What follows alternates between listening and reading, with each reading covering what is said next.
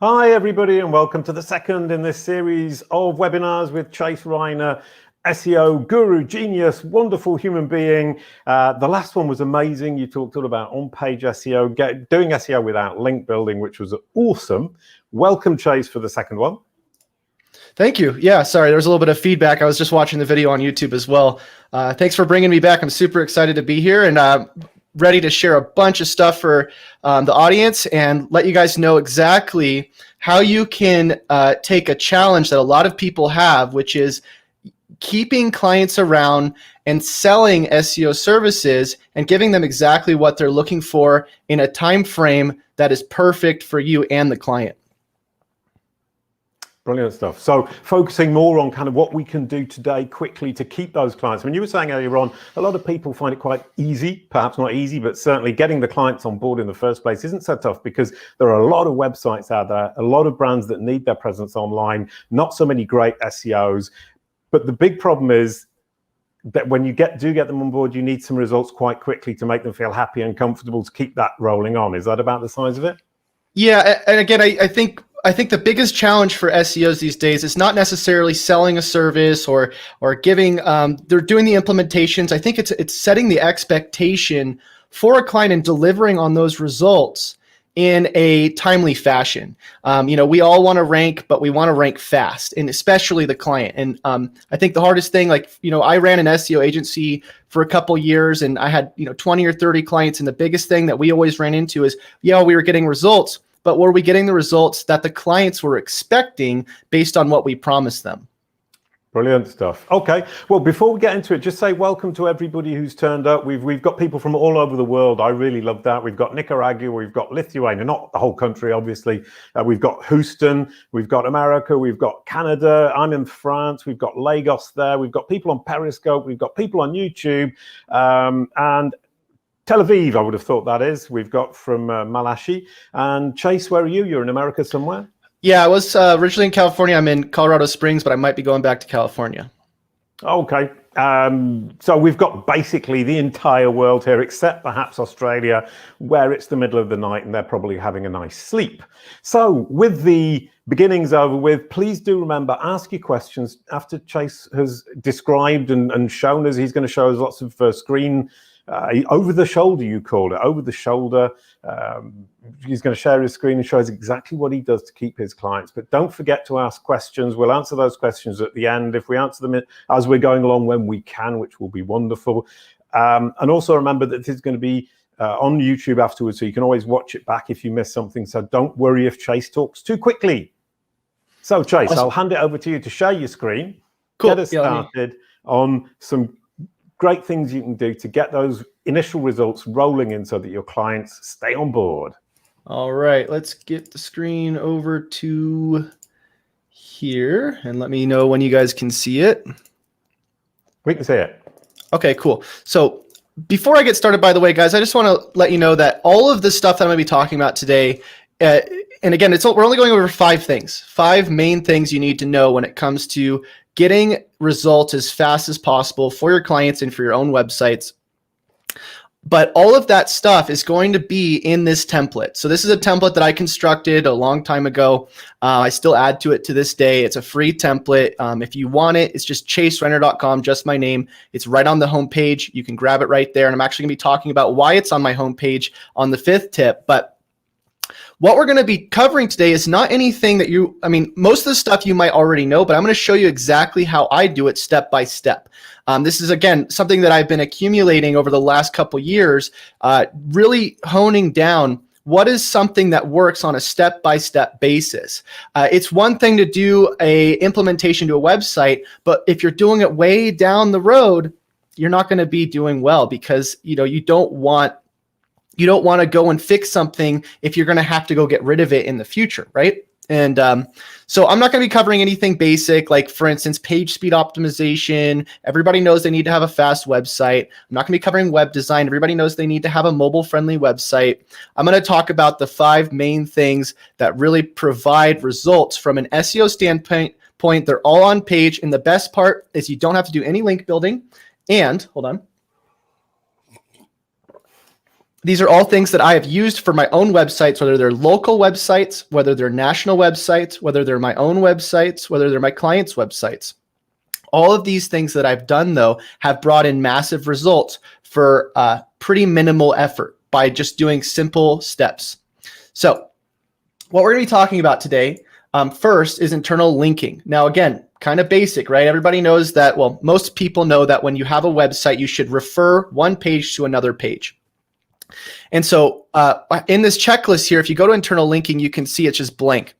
What you're basically doing here is with any website, let me just talk about basically my main theory here.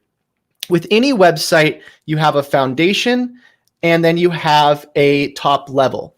So almost like a house, right? If we were to build a house, you have the very bottom part that's supposed to be very sound, right? If you have a cracked foundation at the bottom of your house, last thing you want to start doing is adding more levels. And so with internal linking, what we want to do is, first of all, obviously, before you do anything, you want to cover these other parts first, right? So you want to make sure your analytics is set up. You want to make sure your web design is fine, that you have a mobile-friendly website, that your technical SEO is set up. But again, I'm not going to cover these things because most of this stuff people already know. In internal linking, this is when you're going to start looking at the higher levels of your building. And what I mean by this is when you look at all the different pages on your website, you have, let's say, your service pages. This is actually a web design site that I own. It's ranking on the first page of Google for web design in Santa Barbara, California, which is where I'm from. And funny story, by the way, I don't even take the leads for this website. There's not even a phone number that you can reach on this website. I built it as just a test. I wanted to see how fast could I rank for web design in my area. And I was actually able to do it in about a month or a month and a half. And anyways, all these different service pages in here, you can see, so photography, copywriting, logo design, these are all pages that are essential to the website in order to get it to rank. And the reason for this is because the more pages you can have on your website that are relevant to your main topic, generally the better the website ranks. So I'm trying to rank for web design Santa Barbara. That's my main keyword. So what I'm going to do is in all of these different pages that I'm creating, I'm going to internally link back to the home page. But let's say I had thousands of pages on my website. Well, I mean, sorry, just to come back to that, Yeah. You said the more pages you have, the better. Obviously, quality pages. It has to have something to say. The content itself needs to be of quality. Right, and that's exactly the point I was about to make, is that when you're looking at this blank spreadsheet right here, what you're doing is you're taking your most important pages. We don't care about internally linking a page that has no value. So if I went in and I looked at my website, how would I go and determine what the most important pages are? And generally what you can do is you can go into something like Google Search Console. And if you go to something like Pages, you can actually see which pages receive the most traffic. Now, does this mean they're the most valuable? Does it mean they have the most authority? Not necessarily, but it's a good indicator. If a page is ranking well on Google and it has some traffic, generally that page has some value. So what I will usually do is I'll go through these different pages. Let's say I wanted to rank for, again, web design Santa Barbara, and I went through all the top pages in Google Search Console. What I can do is I can go and see if in any of these pages, does it mention the keyword that I'm trying to rank for? So let's say I wanted to rank this copywriting page. I can do a Control F if I'm on the Windows, or Command F if I'm on Mac, and I can type in copywriting. And you can see here, it doesn't say anything about it, right? So it's kind of hard for me to go and then internally link to that other page. But that's where you can start creating content if those other pages are valuable. And you can obviously just add a little blurb about copywriting or whatever is related to this page. But most importantly, what I'm trying to do, especially on a local level, if you have a local client and you want to rank them very quickly, you want to obviously have content. We're going to talk about this in a second. But secondly, you want to have anchor text generally pointing to the homepage around your topic. So and this is what I found. This might be completely different from what Jason finds. I'm not sure what your opinion on this. Actually, I want to know in a second, Jason. But for instance, what we'll do on almost every page is say, our team at Web Design Santa Barbara aims to create, and so that goes straight back to the homepage, and getting all of those internal links passed back to the homepage, I found really improves the value of that homepage, makes it easy to rank. What do you think, Jason? Yeah, no, sure, 100%. I mean, basically, if you look at Google today, it's all about entities, topic layers, topics, which are entities, and subtopics. And what we've got here is the main topic, if it's web design in Santa Barbara, and you can link back to that page on that topic. That's really awesome. And all the pages around it are subtopics around it. And we can see here we've got logo design and implementation. We've got a copywriting page, and that's subtopics, related topics, and it's staying on focused on what it is you're actually trying to do. And as you said right at the beginning, your main topic is your homepage or is your overall site, and all these subtopics should feed into that. And I think sometimes people get lost and they go off on kind of trips talking about other things and forget where they're coming from and who they're trying to attract and why they are interesting to Google, and more interestingly, to Google's audience. Go ahead, sorry. Yeah, no, 100%. And one thing I want to add to that is that, look, it might be that if you're targeting a national level, because sometimes with local, you just want people to go to your homepage, and your homepage is really representing what you want to rank for generally, because you're in a certain area, Web Design Santa Barbara, right? That's our main thing we want people to hit the website for. Now on a national level though, you might be wanting to rank for something like, top 10 web design sites for 2020. Let's say that's a big keyword for you. Now, what you're going to do there is you're actually, instead of pointing all your links to the homepage, your internal links, right? You're going to be pointing it to that article that you're trying to rank. And again, it's not really about having the perfect internal linking strategy. It's about identifying what the client wants. So if they say, hey, a really big thing for me is ranking number 1 on Google for this keyword, and you go, okay, great. Then let's focus our efforts there. So again, my big, like when I'm trying to do an intake for a client so that we actually have an intake in here, I'm going to ask them questions. What is the thing that is like the most important sale for you? What is the most important conversion? What do you want people to do on your website? What's the thing that you really want to be represented for? And when you can kind of break up into bite-sized chunks what the different goals are for the client, it makes it easier to go and say, hey, yeah, I think we could do this in a month or two. Versus if we're going to go and, say, hey, they want to just get more traffic, more rankings, more conversions, right? Everybody wants that. But that's kind of a more general goal. And so the more specific you can get with what the actual client wants, the easier it is to be able to beat that challenge you have, which is, they just want to rank number 1 and get an extra 100 opt-ins for the top web design sites in 2020, right? So, okay, yeah, no, I mean, you put your finger on it. When you pull in your client, the immediate thing is, I want more traffic. And they don't really think often what kind of traffic. And one of the big battles I have is that they say, let's create this content, let's create that content, let's push this keyword. And you're saying, but that's not qualified traffic.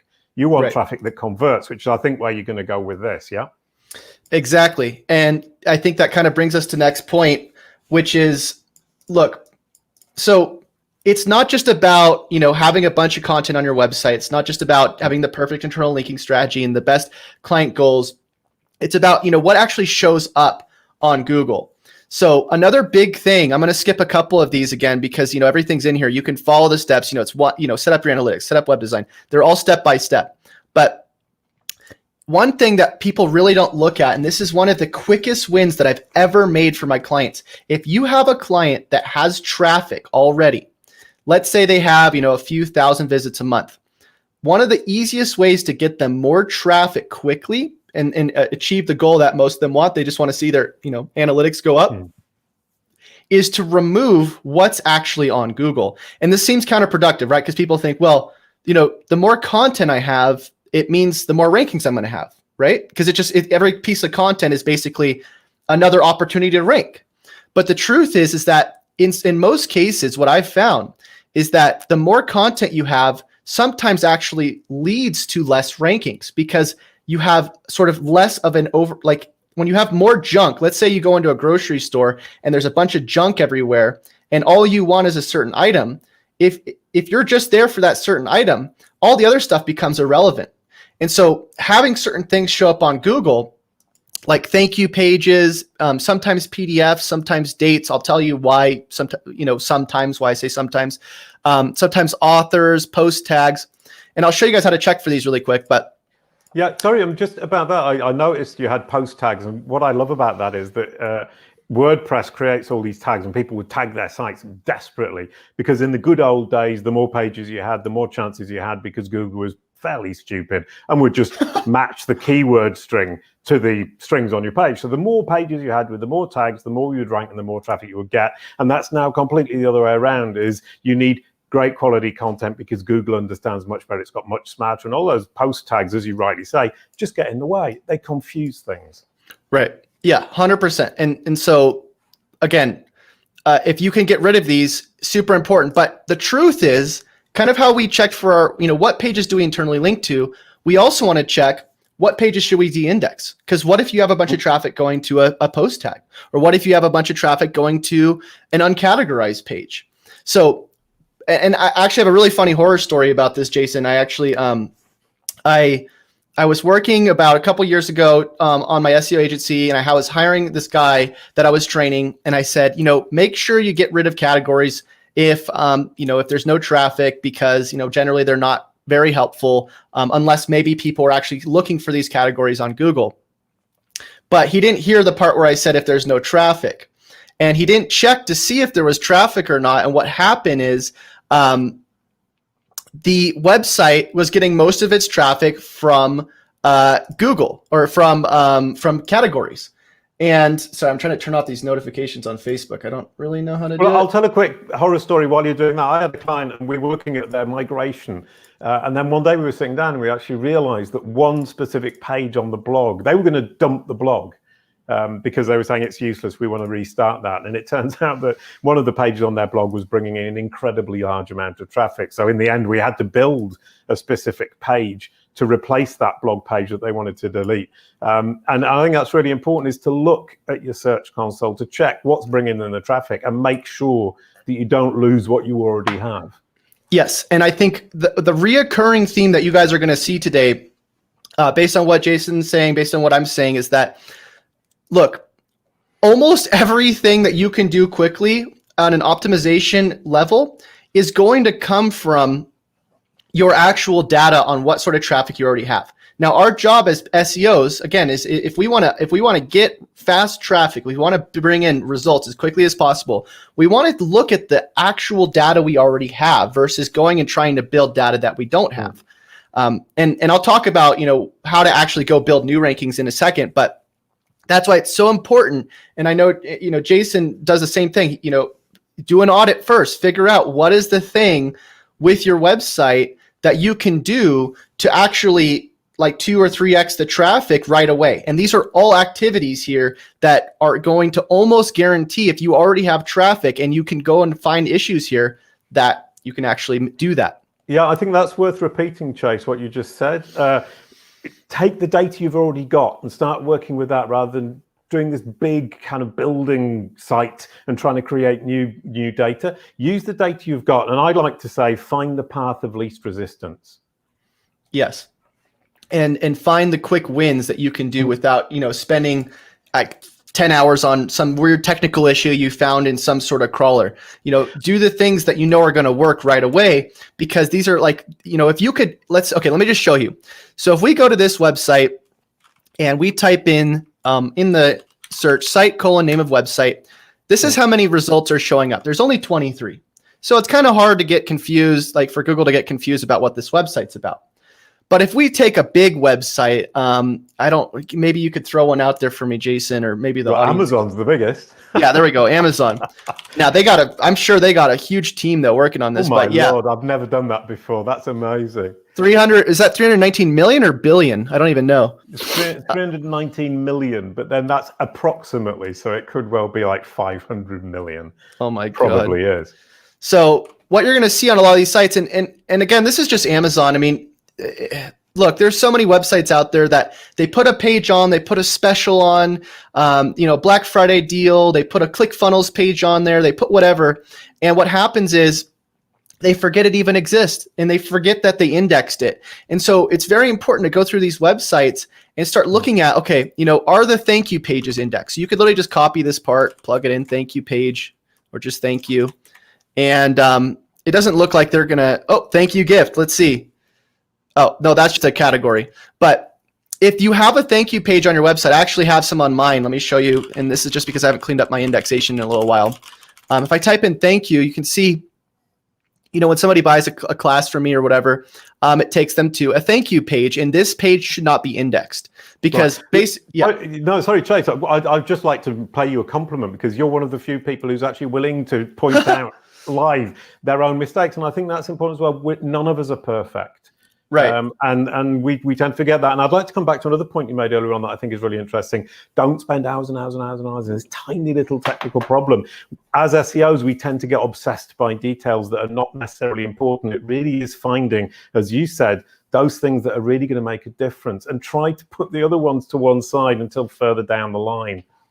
And I think another point too, on top of that, Jason, that I'm sure you've noticed, and sort of the reason why I've seen you kind of go in the direction you have with your podcast and your YouTube channel, is that, look, it's not always about Google traffic. Sometimes it's about finding other traffic sources. If you can go to your analytics and see, my top traffic sources from YouTube, you're probably going to want to go and see how you can optimize that traffic. So I think it's funny because people who do SEO, they sometimes get stuck on just SEO. On Google organic traffic, when pretty much any organic traffic that you get, you can find ways to optimize it. And the truth is if everybody wants more sales, they want more leads, and they want them as fast as possible. So if the fastest way is by, let's say, taking your YouTube traffic and changing a button on your homepage to whatever your sale is or whatever your opt-in is, sometimes that activity is more beneficial than going and de-indexing thank you pages.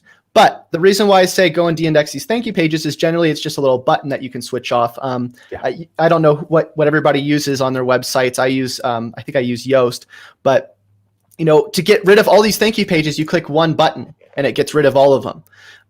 And then same thing with PDFs, so on and so on. I'm not going to dwell too much more on indexation, but you guys kind of get the point. What I'll actually do sometimes is I'll just type in the name of my website, and I'll actually just go and walk through and go, oh gosh, that shouldn't be there, or that's there, that looks good, that shouldn't be there, right? Go through the different pages on your website and see how they actually look on Google. Do you have a bunch of junk on here that shouldn't be there? These videos, so on and so on. So another quick win. Yeah, no, I love that. I do that too. It's really nice, and it's nice to walk your clients through it because it's a very quick visual demonstration of how much junk they have. And then you say, so now imagine how much kind of Google's having to sort around all this. And also, if it does rank, don't you look stupid? Exactly. And the other thing too is if it's ranking and you have a bunch of junk in there, and this is what we're going to be talking about next, is how can you actually improve what's showing up on Google? Yeah. And so this is another thing that people kind of overlook is, look, we have so many pages on here that are ranking. They're bringing in traffic, right? In the last 3 months, we've gotten, 7,200 clicks. And so if I know I can go and make these results look better on Google and get more traffic instantly, why wouldn't I do that to my top 10 pages if it only takes a few seconds? And most people already know how to, how to optimize a title tag and a meta description. But do they know how to put the right words in there so that Google's going to pick up the thing that it wants, and that we can actually see data where it's like, oh yeah, we changed the title tag in the description, and now we can see that there's actually a huge improvement in rankings, a huge improvement in the amount of people who are clicking on it versus seeing it. So how do we do that? So again, in here inside this little spreadsheet, we got click-through optimization. So what I'll generally do here is I will go into Google Search Console, I'll export all my pages, and I'm just going to go and plug those pages into this little spreadsheet. And what I'm going to do is I'm going to look at all these different pages. Now, what you can see here is some of the pages have huge click-through rates. They have a 20% click-through rate. One has a 3%, one has a 7%, not bad. But then other pages have very low click-through rates, like 0.50%. Now, how do I go and raise that up? And what even is a click-through rate? So click-through rate basically is the amount of people who see a result on Google versus the amount of people who click on it. And what I want to do is I want to make sure that the amount of people who see a result on Google are going to click on it as much as possible. So what I can do in Google Search Console is I can click on the URL just like this.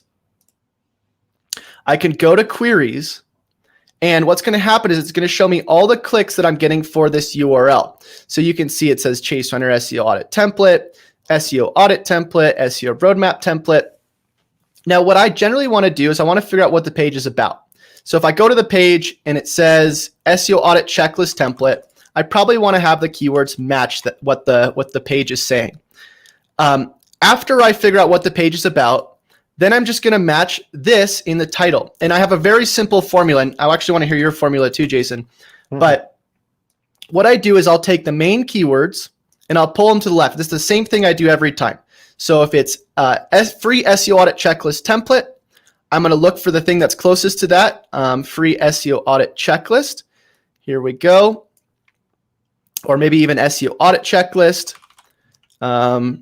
You kind of want to find the one that has a good amount of impressions as well. So you could see SEO Audit Template. And I might actually want to optimize for that because it's higher impressions. And I could easily change the direction because I know that's what this page is about as well. So I'll make take the main keywords, pull them to the left, SEO Audit Template, and then I'll put some sort of qualifier on the right. And the qualifier is basically just something that's going to entice people to click, but also includes the other things that people are searching for. So if we look up SEO Audit Template, and then we see, okay, roadmap, what are the other things that don't include these three words? SEO, audit, and template. So we can see, okay, Chase Reiner, that's one qualifier. We can see roadmap, that's another one. We can see free. So we could easily just go, okay, free SEO roadmap, and I think it was also checklist. You can't really include more than that. I could put Chase Runner in there as well, but I think I'm going to skip that. But that's kind of how you can actually put your main keywords. So that's exactly what people are looking for right away. And then your qualifier. And I've used this sort of formula on the top 10 pages of websites that I work on. And what will happen is I find that when I do this, the traffic and the click-through rates for these pages go up tremendously. What do you think, Jason? Is this something that sort of the same formula? 100%. I mean, I actually wrote a little program that does this. That's now in the dustbin, but it would pull all the keywords out for a page, and then it would sort it out. And I'll actually just identify all the different what you were calling qualifiers. I was calling them qualifiers too, but I actually pick more than that. I actually go further down, pick more, and force the business owner to decide which ones are truly important and what the page is truly about. And it really makes them think about it, and then do that for multiple pages and see where there's crossover, where there's a fight between two pages.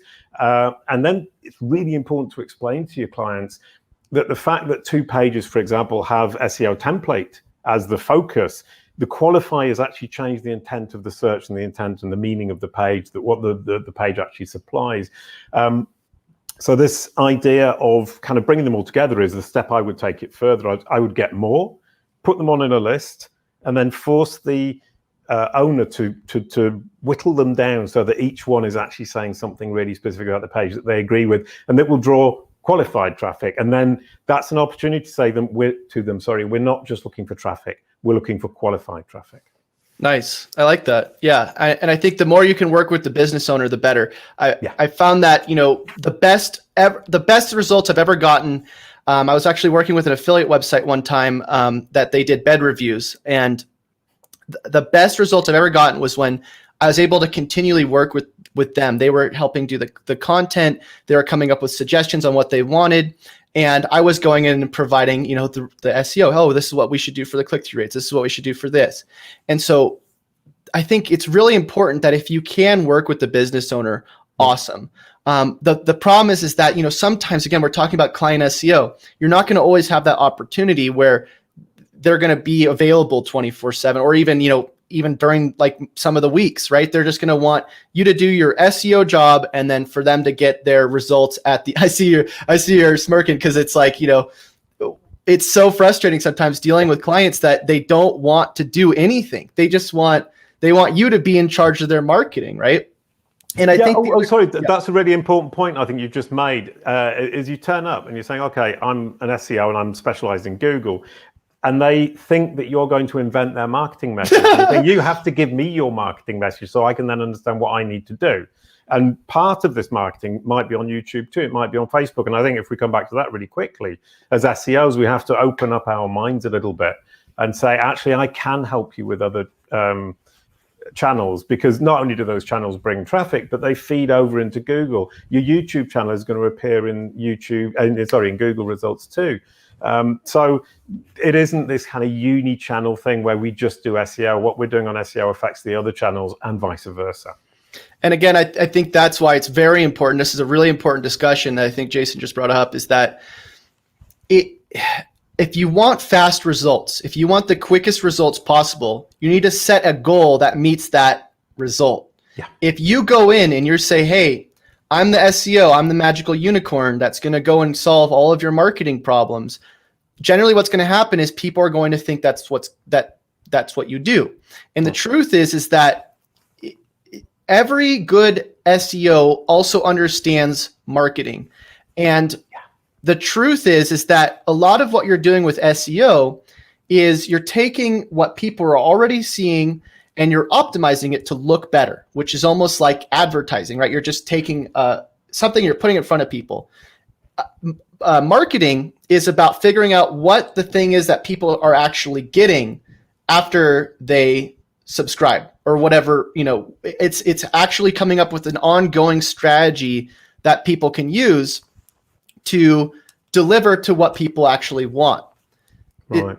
What were you going to say, Jason? Yeah, no, 100%. Sorry, it just made me think of something else. You were saying packaging, and in fact, I like the idea, and I'm more and more coming to this conclusion, is that if the company has an online marketing strategy, excluding Google, that actually functions, engages its audience, and brings in visitors and sells products, then all we need to do as SEOs is package it for Google, so that Google 100%. Can deliver it to its users. And you say, get yourself a marketing strategy, and I can build your Google presence on top of your great marketing strategy. Off we go.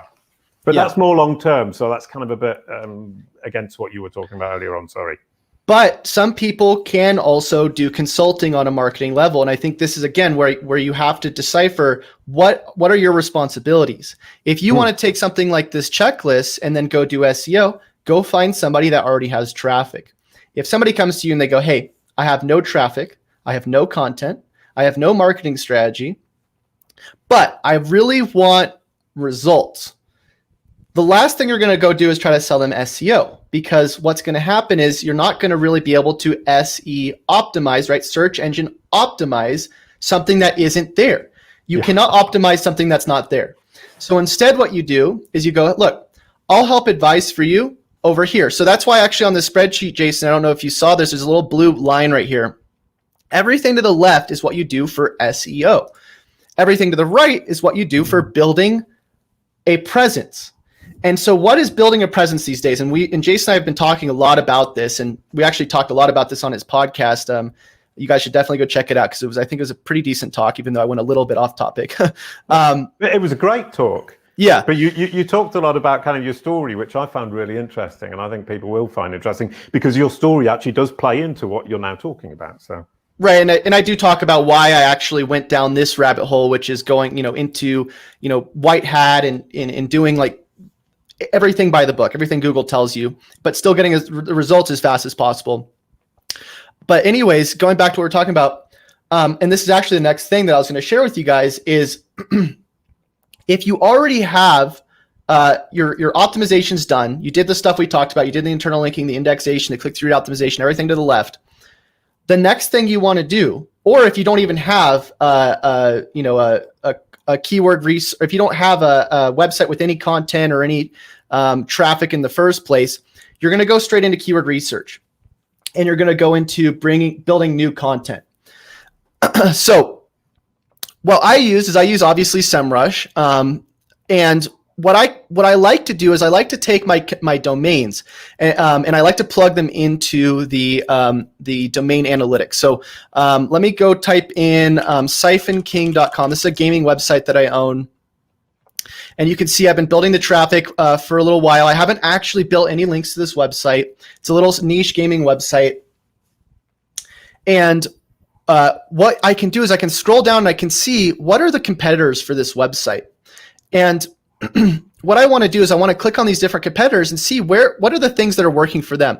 Again, if I don't have a strategy to like a marketing strategy to bring in traffic and I don't have any current traffic or anything, last thing I want to go do is go again, optimize or do some indexation technique or schema markup. What I want to go do is I want to go figure out what's working for my competitors and start creating content that's going to work similarly for me.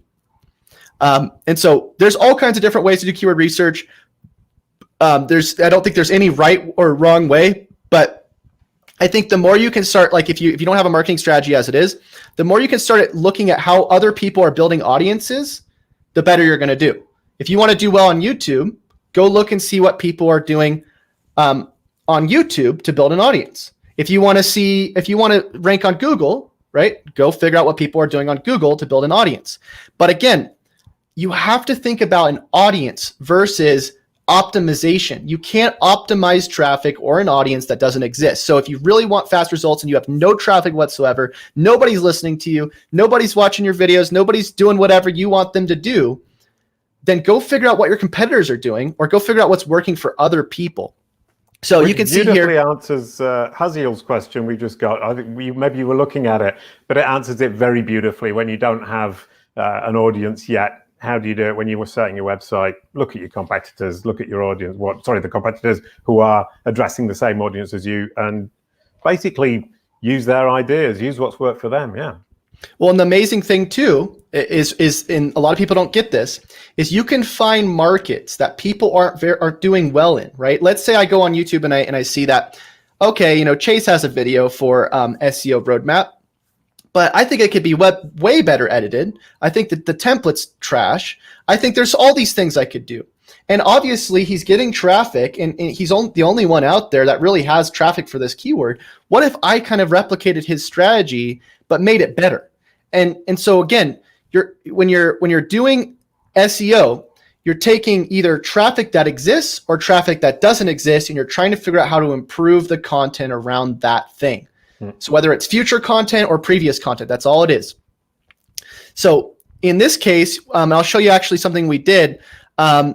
We actually went into these organic keywords here. If I view the details here, I can see what keywords this competitor is ranking for. And we started seeing where they're getting most of their traffic. So if you see this little traffic percentage thing here on Semrush, you can see, 4.78% of their traffic estimated comes from this keyword. And so we started going and seeing, what does this page look like? What are they doing on this page? Is there a video? Is there an itemized list? We started looking at all the things that are working well for this website, but then we thought about ways that we can improve it. Maybe the page speed sucks, maybe, whatever. And so we started creating content around these different things, and we might not be ranking ahead of them, but we are definitely ranking on the first page because we took a strategy that's working for them and we replicated in our own way that's now working for us. And so that's all content really is. Now, here's the last point I want to make. And I think after this, we can open up Q&A. Did you want to add anything to this, by the way, Jason? No, I love the idea. 100%. I mean, and it is that thing, especially for clients. The only problem I have with my clients sometimes is that they don't accept that their content isn't good enough, or that their competitor is more established than they are, that Google will perceive them as being more authoritative. People in business, or people in general, have a great deal of trouble actually looking at themselves honestly in the mirror. How do you deal with that? I mean, when a client's saying, but my content's perfectly good. Yeah, and that's also, I think, a huge struggle because I think a lot of the time when people are in charge of some of their own content or their marketing strategy, they think their marketing is awesome. They don't want any help. They go, well, it's been working for years, so why would I change it? And I think, again, we could even create a separate video for this, but it's really about hammering on the expectations and what your role is in the company. If they're expecting you to help with their marketing, then you need to be the one that tells them, hey, this is what you should do with their marketing, and they're lenient to that. If you're just doing their SEO and you're just changing, a title tag, then they need to be okay with that. But if you go in and you say, well, look, I'm not really sure I'm not really sure if you're happy with this or not, but this is what I'm going to try to do. And you're kind of on the fence and they're kind of maybe butting heads with you. And they're like, well, I think we should do this. And it's kind of back and forth. Those are the last type of clients that anybody wants. Because again, if you want fast results, you want to have clients that act fast as well, right? Yeah. And then it feeds back into this thing is you want fast results, you actually have to do something. And you were saying there on the client, when you actually say, here's a list of things we can do, they don't actually do it. And then they ask themselves, or they ask you, why aren't we getting results? And the answer is because you haven't done what I suggested. Right. Yep. I almost said told you, but that we suggest. Yeah. And also I think it's, for me, it's, removing kind of like my own sort of opinion on it. It's like, I'm going to give you the advice, but if you're not interested and we've only been working together for a week, I'm just going to give you I'm going to give the project back and I'm going to go move on and work with somebody else. The cool thing about this strategy here is when you're building up, building up an audience, generally, whether you're doing it for your own company or for a client, if you're good at capturing traffic, which is the next thing we're going to talk about, the last thing we're going to talk about, you don't have to worry too much about whether a client sticks around or not, or whether or not they're looking to work with you, because you can bring somebody else in right away. Tons of people that want to work with you, tomorrow. So how do we create that list though? How do we create those relationships with people that really want to work with you, that are willing to stick around, that they're coming back and they go, hey, I would love to, get some SEO done. I would love to get, an SEO audit or whatever it is. And the truth is, look, traffic without turn it into a subscribe, or turn it into an email opt-in, or turn it into a phone number. If your goal at the end of the day is not controlling your traffic, and this is on any website, any platform, your websites, your clients' websites, if you can't capture traffic, it's game over. So I'm going to do a quick little drawing here, just because it's just like a little cartoon or whatever I want to show you. So what happens is, let's just say this is your traffic source right now. And I'm interested, how many of you guys have over 1,000 visits to a website a month? Just give me like a 1 in chat. Just want to see how many people here actually have the traffic. Because if you don't, again, what's the strategy? You're doing content based on what's working for somebody else, obviously, and then improving it and doing it in your own way and targeting things that are going to work. I know, Jason, you definitely have a ton of traffic. Yeah, I have a decent amount of traffic. So, I mean, I actually have traffic that I could do with improving. I'm like you, I have a site that is imperfect, right, and the content would benefit from being reworked to actually make more of the rankings I currently have. And I think, and this is why I'm now listening to you, because this is what you're much better at than I am, is figuring out how to actually make that traffic into something, or into people who convert. And that means A, identifying what my conversion is, and 2, measuring it properly. Yep. And so this is the quickest way that I know of to bring in the 3 things that people really want. And the 3 things are, they want more rankings, they want more conversions, and they want more sales. So how do we bring in more conversions, more rankings, and more sales? And the cool part about this is the strategy that I kind of figured out, is that you don't actually have to do this on just Google. If you learn this system, you can do it on YouTube, you can do it on Facebook, you can do it wherever you want, because the cool thing about the algorithms today that I've been finding out, and I do well on multiple platforms. I do well on YouTube, I do well on Facebook, I do well from Google traffic. The cool thing that I've been finding is that you can actually use any traffic that you get, and you can leverage that traffic for all these things on another platform. And this is the secret. This is the most like the coolest thing that I could share with you today. And this is something that I've been working on for years. And it's something that if you can really understand this one thing out of everything we talked about, you will hit it out of the park for any one of your clients and any one of your websites. And again, you don't have to worry about just one source of traffic. You don't have to think about, oh, I can only help my client with Google traffic. No, this opens up the door for you to be able to work with any sort of traffic on any level, or with any client. So what you do? So just to cut in, the answers to your quick straw poll were majority 1,000 people a month. So we're looking at kind of lowish levels of traffic. Basically, now the question is, how do I get better rankings, more traffic, obviously, but also, more importantly, more conversions, more sales, and how do I push it out onto these different platforms, which I'm very intrigued to hear about. Right, and we had it looks like about 20 people say that they have more than 1,000 visits a month. Now, I'm not talking about visits from just Google. I'm talking about if any of you guys have more than 1,000 visits just in general to any platform. If you know that more than 1,000 people per month are seeing you on Facebook, more than 1,000 people are seeing you on YouTube, wherever it is. If you can get more than 1,000 visits, this strategy will work for you. And I know most of you guys know how to get more than 1,000 visits. A lot of the time, you're just building content that you know is working for other people. That's pretty much all it is. So we got the 1,000 visits, or we got traffic from somewhere, right? You just need traffic. You need to figure out where your traffic's coming from.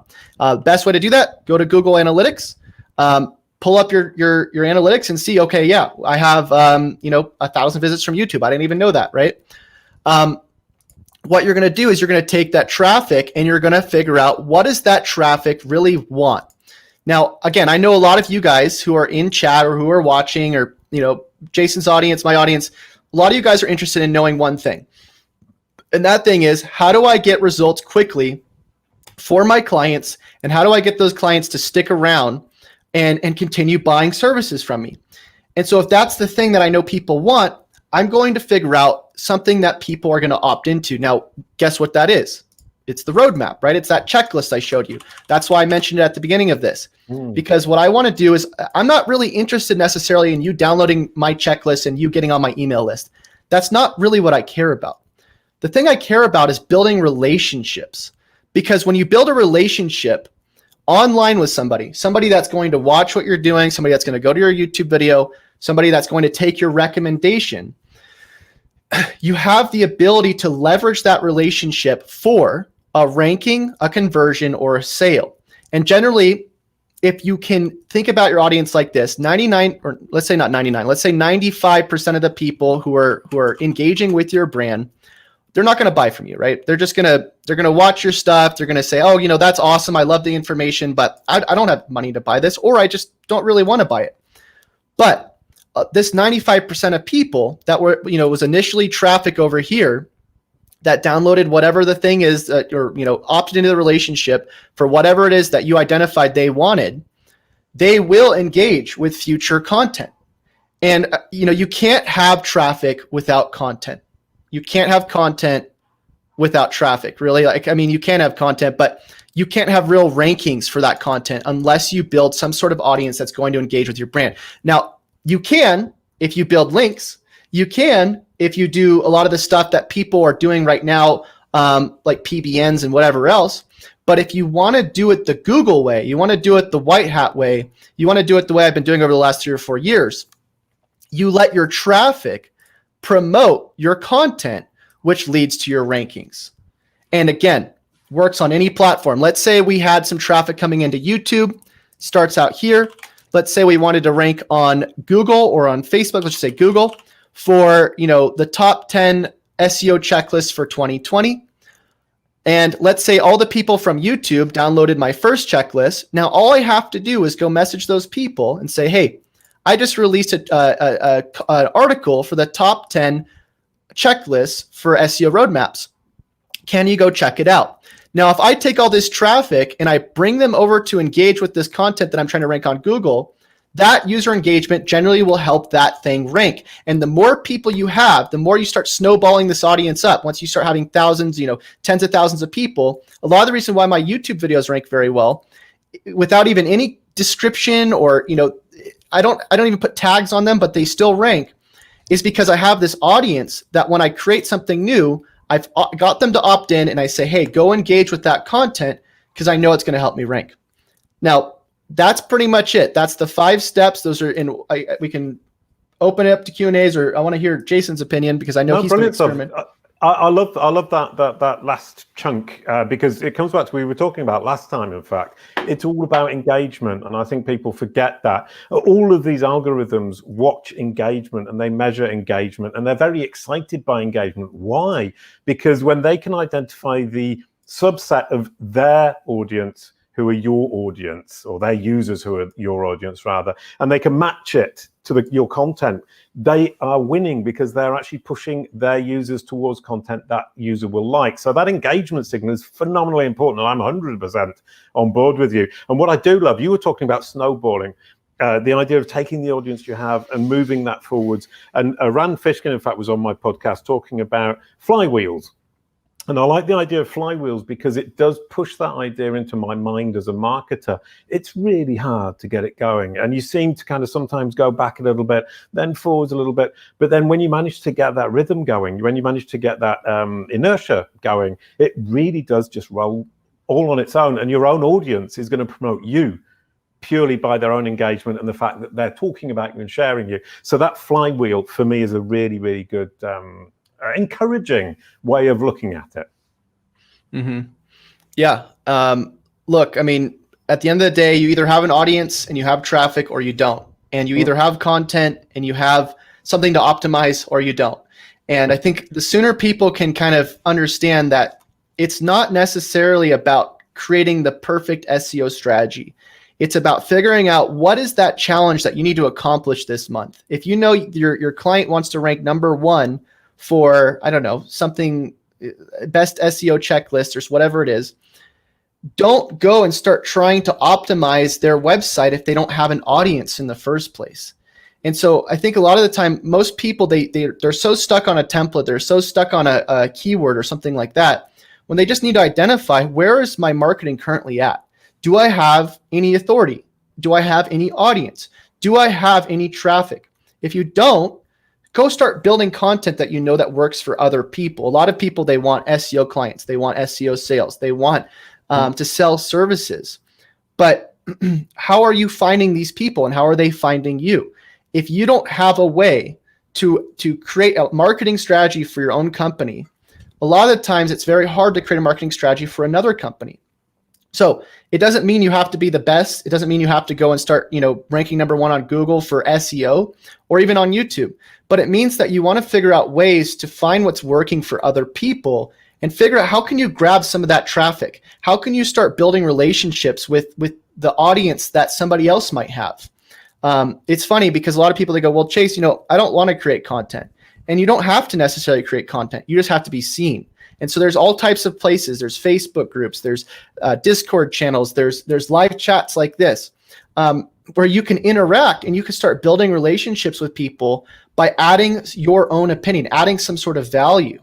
A lot of the times why people don't, they're not seen isn't because they're not doing content necessarily. It's because they're just not really, they're not doing anything. Right? They're not putting themselves out there. And, you look at people like Jason, who, he's doing a podcast, he's doing a YouTube channel, he's doing whatever else he's doing.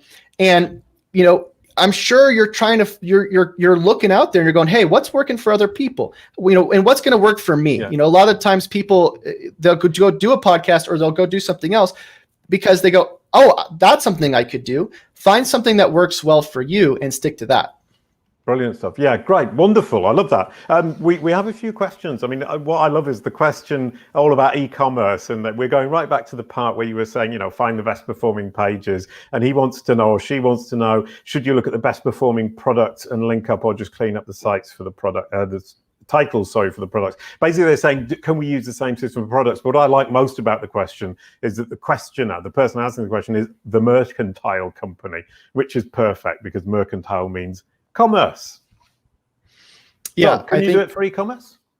I think you can do it for any sort of traffic that you have. Identify the pages that are bringing in that traffic and play to your strengths. So if you see your top 10 pages are products, figure out, for instance, the click-through rates. Can we make this a higher click-through? And is it at a low click-through rate right now? Is it below like a 3% click-through rate? Is there any internal links going to this page that are from other valuable pages? Is there an opt-in that people can use? Maybe not for products because you're going directly to the sale, but are we indexing a bunch of other junk pages that are duplicate pages of this product? Yeah, I mean, and also, what I like about the idea of an e-commerce site is, just thinking about it now, is you look at that list on Google and you say, well, actually, I know for these quick wins you were talking about in terms of conversions, I know which ones I can focus on and bring results quickly to my client. So rather than going and doing an entire site audit, say, let's focus on the top 10 products. Let's get them rolling, get some money coming in. You're getting the money that will pay my fees every month, and then we can start doing a bigger strategy. But getting those first sales or the first traffic that lead to sales in would be a really great way to keep people on board. What do you think? Yeah, I think hit the nail right on the head. A lot of the time that clients just want to see why they should keep hiring you, because you hear all these horror stories. You hear, sorry, can I just interrupt there? Because what I love that. You just said something. I have to. Why they should keep hiring you, and I think that's the thing. As an SEO, you're saying it isn't forever. Every month we need to move forward, and if it's your roadmap or traffic or conversions, at least we need to move forward, and the client has to feel they have moved forwards, and that you have made that happen. Sorry. Yeah, and I think that's why you're totally correct, because like if you can't show clients progress quickly, they're going to, because everybody wants to see, again, how fast can you get them results so that they can keep hiring you. They don't want to hire something that doesn't work. So when you tell them, oh, it's going to take 4 or 5 months of you paying me money before they see something, that's when it kind of becomes a iffy relationship. And that's a lot of the reason why I have lost clients in the past, is because, oh, they got ranking 6 months later, or they got sales 6 months later, but why didn't I work on the high priority tasks that I know could bring in the fast results, rather than just working on things that maybe aren't on a prioritized list? So again, that's why we covered these top 5 things that you can do quickly to get results in like the first month or two, to really keep the attention of that client going, wow, I can't believe we got results this quickly. I would love to keep this person around. Right, yeah, I think what you just said is absolutely on the nail. I think we've all made that mistake of saying, right, let's build this big strategy and it's going to be incredibly impressive, and in a year's time we're going to explode and it's going to be wonderful, and then you don't actually last the year because you didn't get those results straight away. And what you've been saying is like, let's get those results coming in, let's find where, and I come back to it, the path of least resistance, which is one of my favorite phrases in the entire universe. We also have a question from Chip Pashal. How can you see competitors if you have no traffic? Yeah, so that's a good point. I think same sort of in Semrush, they actually have a place where you can just type in your keywords that you think that you want to rank for, and it'll show you the competitors as well. But yeah, totally good point. Don't put in a URL if there's no data, because then there's just going to be no competitors in there. But I mean, another way as well is if you want, you could always just go to Google, start typing in keywords, and see what people are showing up for on Google. I usually like to cross check both. Yeah, and I think one interesting point to add to that is be very careful.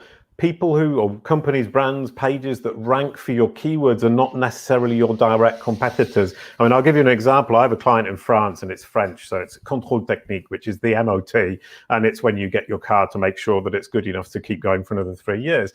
And their direct competitors in terms of sales are obviously other MOT centers, but they have so many different competitors, which includes Wikipedia, who rank for the term MOT. So you've got to be careful and take a little step back and say, actually, who am I competing with truly? And especially on those short head keywords where you're going to end up competing with the really big companies and Wikipedia and informational kind of queries especially. So be careful about that. Don't try and fight people that you will never win. You are David, and Goliath will still win. And that's actually an awesome point that you brought up, and I think it's really important, especially on a local level. If you're going and saying, hey, my top competitor is Yelp, it's kind of a hard thing to measure when Yelp's doing the same exact thing on every single page, and the reason why they're ranking is generally because of their authority. Find those websites that are kind of niche down, that are within sort of your level. Don't go and try to start competing with realtor.com or Yelp and trying to take their strategy, or Amazon, and use it as your own strategy. Find people that are kind of within, you can identify, hey, look, these people are kind of look like they're on the same level that I'm at, or where I would be at in the next year, and go for something like that. That's a really interesting and lovely point. And I mean, talking about local search, I was talking to somebody the other day, and they were saying, well, I want to compete. I can't remember what the keyword was exactly, but it was this kind of, an example, would be a local painter saying, I want to rank for painting houses. And you say, well, okay, even if you did, you couldn't handle the business. So it's much better to rank for house painter in, Sommières, which is a town in the south of France. You want to rank for keywords against competitors where you actually, can fulfill the user's needs, both in terms of the services you provide, but also in terms of the scale of what you can actually handle. Go ahead. I think you're hitting on something really important here, and I think this really translates as well to your own business. Is look, the reason why I've always been like, one of the reasons why I've always been like the white hat SEO guy or the guy that does SEO audits or whatever it is because I'm trying to, when you're starting out, you want to carve out something that is important to you, that is kind of niche down, because the quicker you can get known as the SEO audit guy, or the quicker you can get known as the whatever it is, you become easier to connect to. When you're the person that's like, oh, I'm the SEO guy who does local SEO. Everybody does local SEO. Not everybody, but a lot of people do local SEO. So you kind of get categorized as sort of what everybody else is doing. The quicker you can kind of say, no, I don't necessarily need to help 100,000 or 200,000 people right now. Maybe I could help 1,000 people right now by just being the SEO audit person, or the thing that you're interested in. So the quicker you can dive into something that's specific to you. I actually helped somebody the other day who they started specializing in e-commerce SEO because they were originally, I just like helping everybody with SEO. Yeah. But now they just do Shopify SEO. And they're getting a ton of clients because they only build content around that topic, and they're only known for that topic. And so people are easier to connect with that person because they're no longer trying to specialize in everything like the people who have a ton of authority are. They're just trying to specialize in the one thing that they know is very specific to them. Yeah, no, I love that point. I mean, I've gone through this whole thing of wanting to be everything to everybody. It just simply doesn't work. And now I'm the brand SERP guy. I specialize in what appears when somebody searches your brand name, making it accurate, positive, and convincing, and in knowledge panels, which are part of that brand SERP. And since I've done that, I've got a lot more people contacting me, a lot more business. And it's been actually great. I was just very slow to do it, and I now regret not doing it earlier. 100%. I was the same way when I started my YouTube channel. I had a win that I wish I would have just stuck with. I ranked an iPhone repair site in a month or two, and I did it all live on YouTube. And I wish I would have just ran with that and been like, yeah, I'm the iPhone/tech repair SEO guy. I work with computer repair shops and iPhone or whatever, and then done all my content around that and just reached out to people that I really have a good portfolio around that.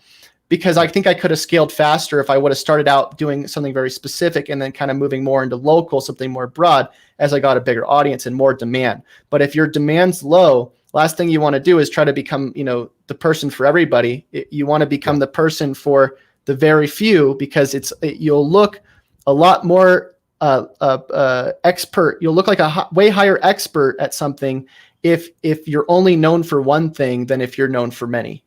Yeah, brilliant stuff. I love that. Sorry, I was laughing because I actually had a client contact me today asking to optimize specifically for iPhone repairs.